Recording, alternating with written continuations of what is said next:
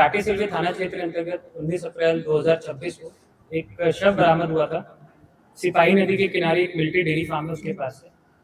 जब पुलिस वहां पर पहुंची और उस शव का सत्यापन किया तो पता चला कि उस मृतक व्यक्ति का जो नाम था वो था अभिजीत तिवारी। क्योंकि घटना काफी गंभीर थी तो इसको संज्ञान में लेते वरीय पुलिस अधीक्षक महोदय द्वारा एक एसआईटी टीम का गठन किया गया था।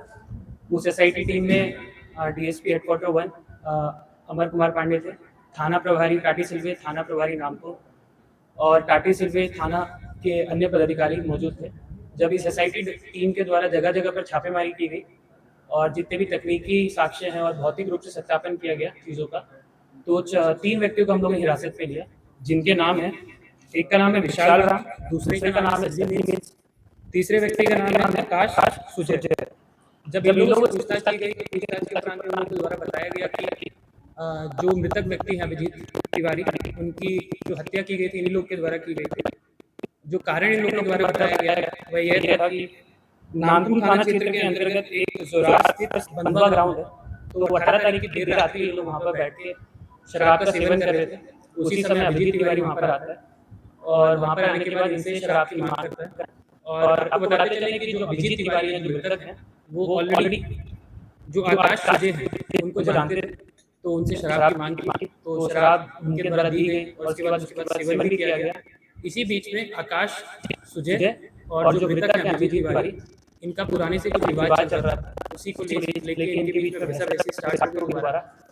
और जो आकाश सुजय हैं उन्होंने बोला कि इस बार हम उनको नहीं छोड़ेंगे और उसके बाद टोटल वहाँ पे 4 व्यक्ति थे, 4 में से एक अभी फरार है जिसको हम लोग अभी तक पकड़ नहीं पाए, पर जल्दी ही उसकी गिरफ्तारी कर ली जाएगी।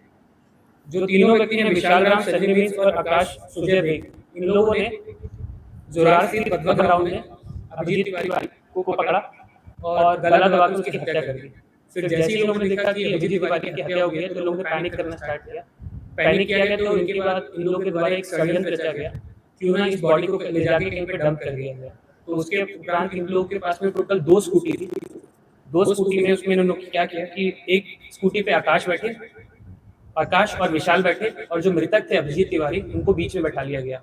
और दूसरी स्कूटी में एक सन्नी मीन्स है वो बैठे और एक और व्यक्ति जो फरार है वो बैठे उस पर। सन्नी मीन्स आगे आगे चलते गए और देखते गए कि कहीं पे भी पुलिस पदाधिकारी या फिर कोई भी पेट्रोलिंग पार्टी या फिर पैंथर पार्टी ना हो। और जो दूसरी स्कूटी पे जो आकाश और विशाल थे मृतक की बॉडी के साथ में, उसको आगे आगे लेते गए और ये लोग ले जाकर बॉडी को मिलिट्री डेयरी फार्म के पास में जो सिपाही नदी के पास में है वहाँ पे डंप कर दिया। आपको बताते चले कि इनमें से किसी भी व्यक्ति का कोई आपराधिक इतिहास नहीं है। पूर्व में भी जब्ती की गई चीज़ों में हमारे पास में 3 एंड्रॉयड मोबाइल फ़ोन मिले हैं। इसके अलावा एक स्कूटी जो इन लोगों ने इस्तेमाल की थी जो मृतक है उनको एक जगह से दूसरी जगह डंप करने के लिए। दिन पहले एक गांव है कोलंबी गांव, वहाँ पर कुछ व्यक्ति गए और वहाँ पर हवाई फायरिंग की गई थी। टोटल 3 राउंड फायर किए गए थे वहाँ पर और इसकी सूचना जितने भी लोग थे वहाँ पे चश्मदीद थे, इन लोगों के द्वारा डराया धमकाया भी गया कि इसकी सूचना पुलिस को ना दे, नहीं तो उनको भी कार्रवाई की जाएगी। परंतु इसकी गुप्त सूचना वरीय पुलिस अधीक्षक महोदय को प्राप्त हुई और जैसे ही सूचना का सत्यापन हुआ तो वरीय पुलिस अधीक्षक महोदय द्वारा एक एसआईटी टीम का गठन किया गया डीएसपी अरविंद कुमार के नेतृत्व में, और उसमें जो नगरी थाना प्रभारी है वो भी शामिल थे। जब इस एसआईटी टीम के द्वारा जगह जगह पर जाकर छापेमारी की गई और सूचनाओं का सत्यापन किया गया, उसके पश्चात एक व्यक्ति जिनका नाम है अनूप कुमार, उनको हिरासत में लिया गया और हिरासत में लेने के बाद उनसे पूछताछ की गई। तो पूछताछ के उपरांत उनके द्वारा बताया गया कि उनके द्वारा ही वहाँ पे एक जो गांव है कोलंबी गांव, वहाँ पे जमीन संबंधी विवाद को लेकर उनके द्वारा फायरिंग की गई थी। टोटल 3 राउंड फायर किए गए थे। जब इनसे पूछा गया कि जो हथियार है वो इन्होंने कहाँ पर छुपा कर रखे हैं, तो इनके द्वारा बताया गया कि इनके 2 दोस्त हैं, एक का नाम है रमेश गोप, दूसरे का नाम है प्रताप गोप। और जब इन दोनों के घर पे छापेमारी की गई तो दोनों हथियार 2 पिस्टल हम लोगों ने बरामद किए हैं, जिसपे एक पिस्टल पे लिखा हुआ है मेड इन यूएसए, दूसरे पिस्टल पे लिखा हुआ है मेड इन बी, और टोटल 13 जिंदा कारतूस हम लोगों ने बरामद किए हैं और 3 खोखे जो इन्होंने फायरिंग की थी घटनास्थल पर जाकर। और इनमें से भी किसी भी व्यक्ति का पूर्व से आपराधिक इतिहास नहीं है।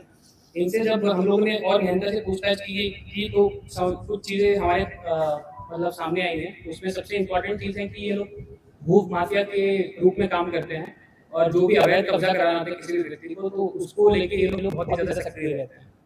ये घटना भी उसी के मामले को लेकर हुई थी। ये लोग उस घटनास्थल पर गए और जो जिस व्यक्ति की ओरिजिनली जमीन है उसे डराना या धमकाने का प्रयास किया जा रहा था कि जिस व्यक्ति को हम चाहते हैं कि आप जमीन बेचिए उसी को व्यक्ति को आप जमीन बेचिएगा, अदरवाइज आपके साथ में कुछ भी अप्रिय घटना की जा सकती है।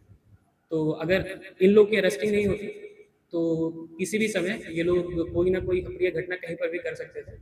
रही इन लोग के आपराधिक इतिहास की बात, इसमें से किसी भी व्यक्ति का कोई आपराधिक इतिहास पूर्व में नहीं रहा।